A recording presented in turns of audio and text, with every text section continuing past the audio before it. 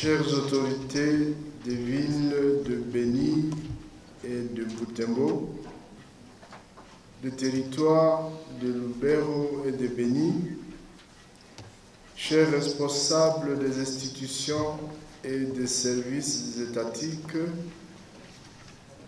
chers curés doyens, chers présidents et présidentes de la Confédération des supérieurs majeurs du diocèse de Butembo-Béni, COSUMA, distingués invités à vos titres et qualités respectifs, encore une fois, bonjour. Au nom du diocèse de Butembo-Béni et au mien propre, je suis heureux de vous souhaiter la bienvenue dans cette salle du Symposium international pour la paix en Afrique, SIPA en sigle. En même temps, je vous remercie d'avoir répondu positivement à notre invitation à cette réunion qui consiste essentiellement pour moi, en tant qu'évêque membre de la SYNCO, à m'acquitter d'un devoir, à savoir celui d'organiser à l'intention des autorités et agents locaux des services de l'État et le honorable chef coutumier et de l'Église une séance de restitution de la signification, du contenu et de la portée de l'accord cadre. Je vous ai invité tout en présumant que tous les agents de l'État ici présents sont non seulement informés de l'événement historique des signatures de l'accord cadre et des accords spécifiques entre le Siège et la République démocratique du Congo, d'une part, et la SYNCO et les responsables de différents services étatiques, mais aussi qu'ils ont déjà reçu de leurs autorités de tutelle les documents de ces accords. De quoi s'agit-il dans l'accord cadre? Il s'agit d'un accord visant à consolider le partenariat qui unit depuis des années l'Église catholique et les autorités politiques de ce pays au service de l'ensemble de la population et qui régit la personnalité juridique de l'Église dans le domaine de la santé, des finances, de la pastorale des personnes vulnérables et du social. À ce sujet, il est capital de souligner que l'Église catholique ne demande pas de privilèges à l'exclusion des autres confessions ou des associations présentes sur le territoire de la République. D'après l'expression du cardinal Parolin, secrétaire d'État du Saint-Siège, l'Église catholique ne demande qu'à être reconnue dans son identité propre et à s'accorder avec les autorités étatiques sur l'aide publique qui lui permet de remplir sa mission. Or, quelle est la mission de l'Église?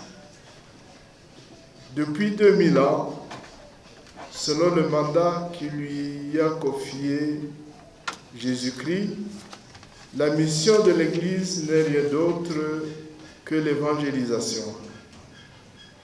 Aller de toutes les nations, faites des disciples. Dans cette optique, l'accord cadre est essentiellement à considérer, à comprendre et à recevoir aux yeux de l'Église comme un instrument d'évangélisation. C'est un outil qui permet de renforcer la collaboration et le partenariat entre l'Église et l'État. Aussi, je vous ai invité pour qu'ensemble nous puissions nous imprégner des engagements pris entre l'État et l'Église dans notre pays et des obligations mutuelles qui en découlent afin de nous aider à travailler et à servir notre peuple dans un esprit de collaboration franche et juste dans les matières d'intérêt commun. Comment ne pas se réjouir de ce partenariat entre l'État et l'Église? Pour notre part, en tout cas, cet accord cadre s'inscrit dans le cadre de relations bilatérales entre l'Église et l'État congolais, relations riches d'une expérience séculaire allant jusqu'à l'État indépendant du Congo, si l'on en croit les historiens. Grâce à cet accord cadre, l'Église pourra ainsi continuer à assurer et même à développer le soutien et les services, par ailleurs déjà substantiels, qu'elle rend à la population dans le domaine aussi bien cultuel que social et culturel. Ce partenariat se vit à travers l'intervention de l'Église dans plusieurs secteurs, notamment l'éducation, la santé, les finances, la pastorale des personnes vulnérables et le social, et ce, sans distinction ethnique ou religieuse. C'est pourquoi, au nom de la collaboration entre l'Église et les autorités étatiques de la République démocratique du Congo, il s'avère bien important de nous imprégner ensemble de ces textes en vue de nous les approprier pour leur meilleure application et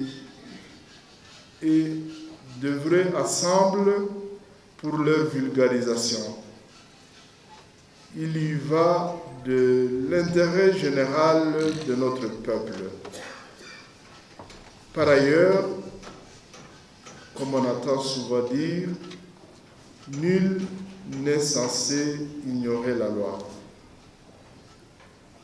Mon espoir est que cette séance de restitution de la signification, du contenu et de la portée de l'accord-cadre constitue un lieu idoine, à partir duquel l'Église et les autorités étatiques ici présentes travailleront ensemble pour renforcer au jour le jour leur partenariat en vue du bien commun et, à travers ce dernier, avoir la possibilité de découvrir le trait du visage de Dieu. C'est bien là, à notre humble avis, une manière bien concrète et tangible de mettre en pratique cet enseignement toujours actuel et pertinent de Jésus-Christ, qui nous dit justement qu'il faut rendre à Dieu ce qui est à Dieu et à César ce qui est à César. Pour terminer, je remercie le comité organisateur de cette réunion d'appropriation de l'accord-cadre en diocèse de Butembo-Beni. Je remercie également les experts et techniciens en la matière pour les connaissances et les expériences qu'ils vont nous partager.